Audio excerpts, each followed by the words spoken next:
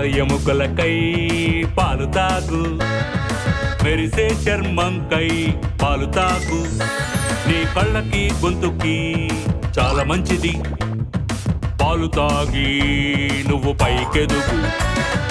వద్దొద్దు ప్రియమైన నాన్న, నాకు నచ్చవు పాలు నచ్చవు.